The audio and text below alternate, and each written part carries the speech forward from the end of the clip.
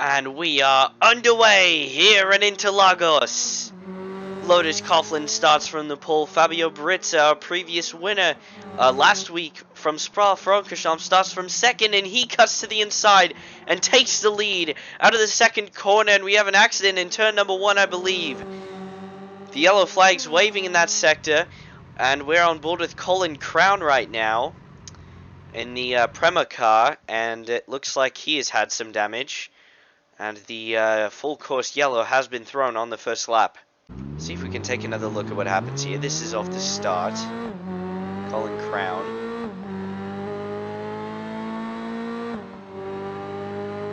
Only other car behind him starting was Mason Drown. Oh, and there's where Mason Drown came in. Made contact on the inside, and it looked like he was up in the air for a second there. On board with Mason Drown. Cuts off to the side. Looking to make a dive into turn number 1 here. Oh boy. Just gets a little bit loose, gets into the inside wall, heavy contact. And sort of climbs all over the top of the 14 machine. And luckily stays on the wheels, but gets up in the air a little bit there. One last angle of it. Mason Drown, just with too much of an inside line there, realizes it too late, makes some heavy contact with the inside wall, and goes right on top of the number 14 machine of Colin Crown, and there's where the suspension damage came from. Sort of skates along, rides along on that tire that's flipped underneath the car. I can't believe it didn't bite right there. Very lucky not to go over.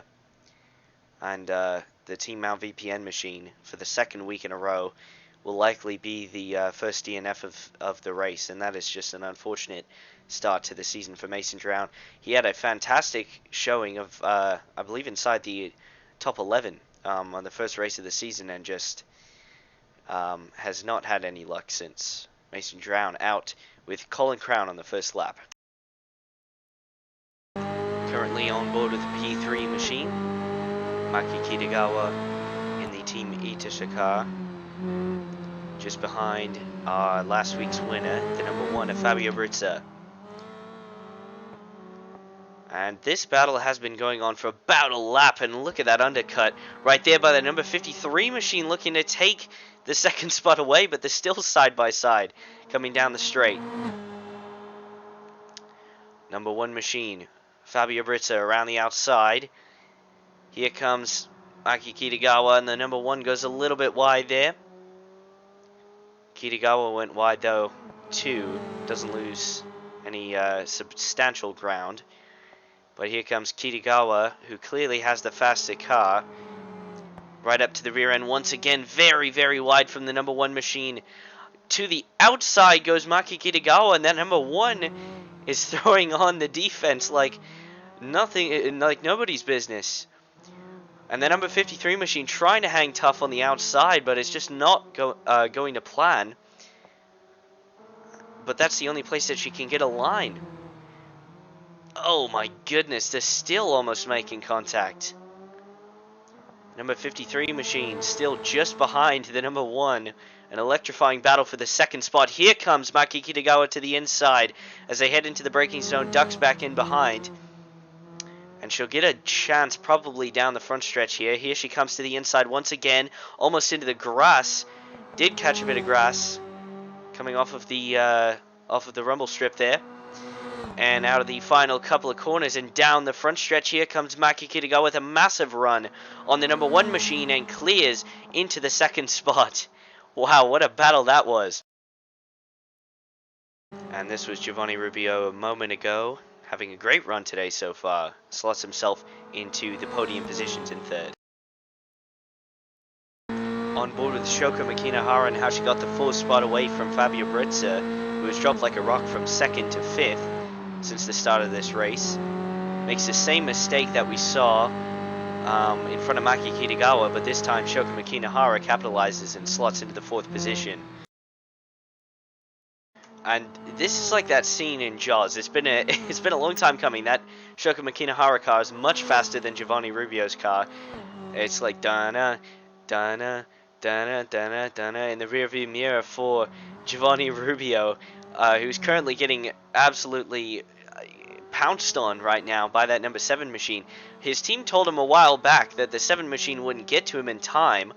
However, we're still 2 laps away from the first estimated pit window, and Shoko Makinahara has closed the gap to within less than a second, and closing still as they come into the corner. Giovanni Rubio is going to have to be mega defensive and put on something like Fabio Brizza did against Maki Kitagawa earlier in the race to hold off this number 7 machine, who's hard charging to the front. Blocking the outside goes Giovanni Rubio. Shoko Makinahara still right in, tucked behind. Number 7 machine to the inside. They're going to be side by side, almost into the grass for Shoko Makinahara. I cannot believe they didn't make contact through there. Undercuts back to the inside, but there's no move. Giovanni Rubio cuts that off. Going to the outside and back to the inside comes Shoko Makinahara down into the braking zone. Giovanni Rubio cuts that off once again, but almost looks like he stalled out of the corner there. However, he gets it back under power, and the 7 lets him back by for a setup into the next corner. Down into the braking zone and clear goes the number 7 machine of Shoko Makinahara, and she will pull away down the front stretch. Oh, and a car is off the track, and that is DeMarcus Fenhouse, second week in a row for that team. Unfortunate for them, and that looks like severe right side suspension damage on both the front and the rear. So the yellow will likely have to come out for this, as that car is beached, and that car will likely be out of contention. Running in the 16th spot at the time. Gets loose, slides for a very long time and overcorrects. Oh, and he's going to definitely be kicking himself after that one, because he almost had that saved. But then the car snapped back to the other direction and hard into the outside wall, breaks the right side suspension, and DeMarcus Fenhouse is down for the count. On board through this incredible slide. Was catching it there already and just got loose into the corner. Oh. And it just snaps back the other direction. Nothing he could do there. And that is very, very unfortunate for the BeamNG Racing team car. This will give you an idea of just how long the slide is. Comes into the corner, into the braking zone. And right there, he's already gotten loose and gone off the racing line. You can see where all those tire tracks are before him. And he is going to slide for a very, very long time. And at this point, I'd say lock it down. But he's trying to drive out of it. And then right here, it's going to finally get grip. And it switchbacks to the other side into a tank slapper. And at this point, he's just along for the ride. He's just a passenger. And bang! Hard into the outside wall with the right side of the car. And Lotus Coughlin finally getting some contention for the lead. Maki Kitagawa has cut that lead in half in just a lap, and now Maki Kitagawa is right on the rear end of that number 72 machine. Oh, and they make a little bit of contact. Does that do any damage to the 53 machine? It doesn't look like it. The nose cone looks okay. The front wing also looks okay, and that car is still going right on the rear end. We'll have to see if the stewards have anything to say about this. For the number 53 machine, goes to the inside and gets an incredible drive off the corner, and Maki Kitagawa will take the top spot away from the number 72 machine of Lotus Coughlin. Another look. This is on board of this battle between Maki Kitagawa and Lotus Coughlin for the top spot. Kitagawa, misses the braking point by just a little bit, and stewards do say that there was the contact was not avoidable, so obviously they saw something that we didn't, but at the end of the day, it is ultimately up to them. And right here, the slow spot for Lotus Coughlin, Maki Kitagawa goes by pretty easily and takes the top spot away. For the first time today, we've had a lead change. And what an interesting way to get it for Maki Kitagawa. As we take a look at this battle, this is for the 15th spot. Kyle Reed currently ahead of Damon Vard. In that 17 machine, Kyle Reed had a bit of a wild ride last week. Looking to bounce back with a top 15 finish. Oh, and they make contact! It's all gone wrong! Heavily into the outside wall goes Damon Vard and Kyle Reed. And for the second week in a row, Kyle Reed gets taken out by an accident not of his fault. And the yellow flags will have to fly for this. That is a massive incident headed into turn number 1. Here's one of our stationaries on that wall that he hit. Juts out just a bit from the normal line of the track. Oh, and Damon Vard actually had a little bit to do with that.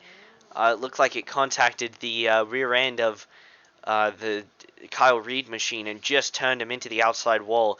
And a hefty hit for both drivers.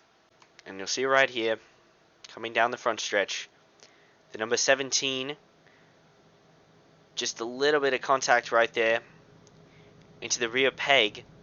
And you can see the 69 machine is already in the rear end, and it just starts turning the car to the right, and the 17 just has nowhere to go. Impacts the outside wall first and then comes back across the racetrack. You can see both cars. Oh, and upside down for Kyle Reed, the second week in a row for that car. Wow, that is an extremely unlucky situation. The second week in a row that car has gone upside down, and you can see the 69 machine of Damon Vard careen back across the racetrack, impacts the inside wall there. And you can see here as the 17 machine slides along on the roof and comes back right side up. That is a scary accident for that number 17 machine. What an unfortunate turn of events for that team. On board the number 17 of Kyle Reed. It's all good here. Comes across the block, the 69 machine. And right there is where he gets hooked. And slides on his lid for a while. Lands back right side up. Just a heavy, heavy crash. Coming down the front stretch. And we talked about it before. It is a dangerous part of the racetrack, but you don't normally see accidents there. And you would think that the angle that the wall is, you'd have more accidents in that spot at the racetrack, but I really don't see accidents there that often, and that was just a freak one there to make contact. So Kyle Reed and Damon Vard bring out another full course caution here at Interlagos. We'll be back after this short break. Oh, and this is the final corner, and Marcus Rubens, for the second week in a row, that car has been taken out in a big way with just 5 laps to go left in this race. That will likely bring us to a 2-lap shootout, or 3-lap, depending on how quick they want the pace laps to be. That accident that we didn't get to talk a lot about, Marcus Rubens just gets loose on the inside and slaps the outside tire wall.